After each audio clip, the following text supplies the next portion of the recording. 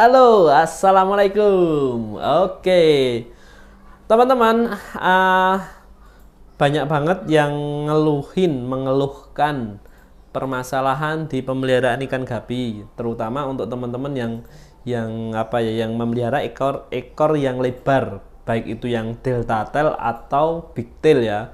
Pokoknya ekor yang lebar lah ya, atau bahkan half moon lah ya, yang pokoknya ekor yang lebar-lebar. Ini banyak yang dikeluhkan, kenapa ekornya kok sering sobek-sobek. Sobeknya itu bukan sobek yang parah, itu enggak ya, dia lebih ke apa ya, kayak bergerigi-gerigi kayak gitu.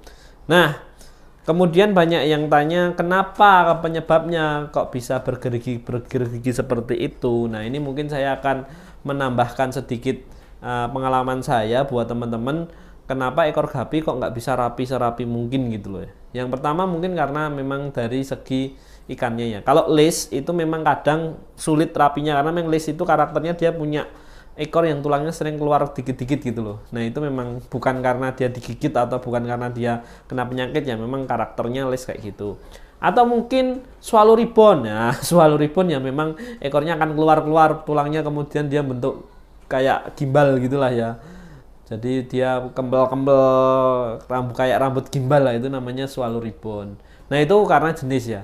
Tetapi mungkin kalau karena jenis sih saya pikir nggak ada masalah. Jadi memang ya dari lahir memang kayak gitu, punya genetik seperti itu. Tapi yang jadi masalah adalah ekor-ekor delta seperti AFR, Black Musco, Blue Musco, kemudian HB White, itu ekornya pada nggak rapi gitu loh. Jadi gripis-gripis, bahasa sayanya itu gripis-gripis. Nah, itu kenapa ya? Karena gini, ini kita bahas satu persatu ya. Kita bahas satu persatu, mudah-mudahan bisa menambah solusi buat teman-teman. Ya, gripis-gripis. Contohnya nanti akan tak tampilin di sini ekor yang gripis-gripis itu seperti apa gitu lah. Nah, ekor yang gripis-gripis ini yang pertama disebabkan karena kepadatan. Nih, kepadatan yang banyak. Jadi misalkan gini, dalam akuarium yang mungkin akuariumnya nggak terlalu besar ya, akuariumnya standar kecil betul. Tapi Anda kasih ikan terlalu banyak, bisa 20 ekor atau 25 ekor. Dan ikannya aktif-aktif. Nah, itu memang menyebabkan dia akan sobek-sobek, bisa karena tabrakan dengan temennya, bisa karena gigit-gigitan sama temennya. Nah, itu yang masalahnya adalah karena populasinya cukup banyak atau kepadatannya. Makanya perlu diatur kepadatannya. Apalagi teman-teman mau progres ikan ini menjadi ikan kontes, artinya ekor kan harus rapi, harus bagus gitu ya. Nah, itu perlu dikurangi kepadatannya. Itu kalau masalah kepadatan gampang, tinggal dikurangi aja kepadatan, atau diseleksi yang bagus-bagus, ditaruh di akuarium yang mungkin satu akuarium diisi satu pasang atau dua pasang saja, jangan banyak-banyak, untuk menjaga biar kepadatannya tidak terlalu banyak. Itu ya. Itu masalah yang pertama, masalah kepadatan. Solusinya adalah mengurangi kepadatan. Gampang. Tinggal Anda seleksi yang bagus, dipisahkan, sudah mengurangi kepadatan. Yang kedua, karena kondisi air. Nah, ini karena kondisi air itu karena apa? Nah, kondisi air ini kaitannya nanti banyak hal nih. Bisa karena sumber airnya, bisa karena ada jamur atau apa yang ada di airnya terkontaminasi, bisa juga karena kondisi filternya. Nah, kita bahas satu persatu. Karena sumber air apakah bisa mempengaruhi? Sebenarnya berpengaruh, tapi nggak begitu banyak banget ya sumber air itu, karena beberapa air atau lagi air tanah yang tidak mengandung logam berat, tidak mengandung bahan-bahan kimia atau bahan-bahan yang membuat ikan itu sakit, itu aman sih menurut saya. Tetapi jika sumber airnya sudah kurang bagus, misal mengandung zat besi cukup tinggi atau zat kapur cukup tinggi, nah itu bisa berpengaruhnya ke ikannya itu. Jadi ikannya jadi kurang sehat. Nah, itu membuat bisa terkena jamur atau penyakit, kemudian ekornya sobek-sobek. Tuh, dari ini sumber air atau itu sumber airnya. Solusinya coba pilih sumber air yang terbaik ya, sumber air terbaik. Atau sumber air yang kurang baik diproses menjadi baik. Cara memprosesnya sebenarnya cukup mudah, yaitu dengan cara melakukan pengendapan Apalagi baiknya kalau Anda punya kolam besar, itu diendapkan di kolam besar.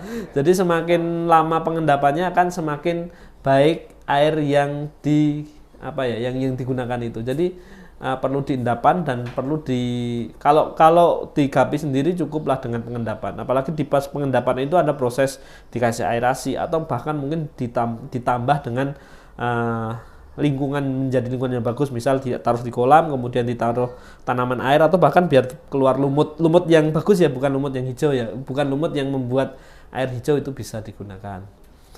Kemudian ini sumber airnya diproses dulu, kalau sumber airnya buruk diproses dulu. Kemudian dari filternya, nah ini contoh yang akan saya bahas lebih detailnya adalah di filternya. Buat teman-teman yang menggunakan under gravel, nah ini buat teman-teman yang menggunakan under gravel itu solusinya ya memang sering-sering dibersihkan. Karena apa?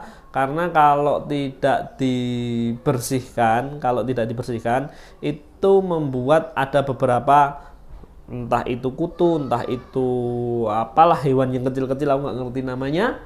Nah itu bisa memengaruhi menggigit ekor.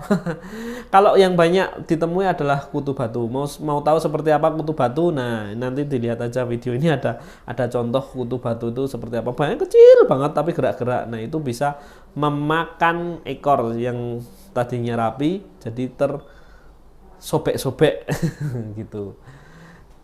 Nah, ini penjelasan saya tentang tadi kenapa ekor kok sobek-sobek padahal airnya bersih, airnya sudah diganti, airnya sudah dirawat dengan baik, pakannya juga baik. Nah, itu bisa dipengaruhi oleh itu dari kepadatan ikan, sumber airnya dan filternya. Jadi, solusinya tapi kalau filter tadi ya dibersihkan, sering-sering dibersihkan filternya, jangan sampai dia mati, jangan sampai ada kutu batunya. Kutu batu atau kutu jet atau kutu apa aja yang bisa menyebabkan ekor itu pada gripis ya bahasanya, gripis karena nggak rapi kayak gitu. Nah itu mungkin penjelasan dari saya tentang kenapa Gapi ekornya gripis kenapa Gapi ekornya sobek-sobek. Nah itu penjelasan dari saya tentang itu. Jadi ketika Anda mengalami seperti ini, Anda bisa ngambil solusinya cepat. Oh ternyata masalahnya karena sumber air, oh ternyata masalahnya karena filternya, oh ternyata masalahnya karena kepadatannya. Ambil solusi, selesaikan, kemudian rawat dengan baik. Nanti insya Allah kalau cuma gripis-gripis bisa kembali lagi dalam waktu ya kira-kira 1 bulan lah, karena Gapi agak lama pertumbuhan ekornya. Oke, seperti itu aja teman-teman. Mudah-mudahan ini memberikan tambahan ilmu, sedikit ilmu ya dari saya tentang penanganan ikan yang gripis-gripis tadi.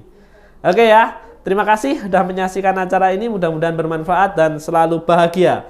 Pelihara Gapi harus happy. Salam Swasti Farm. Wassalamualaikum warahmatullahi wabarakatuh.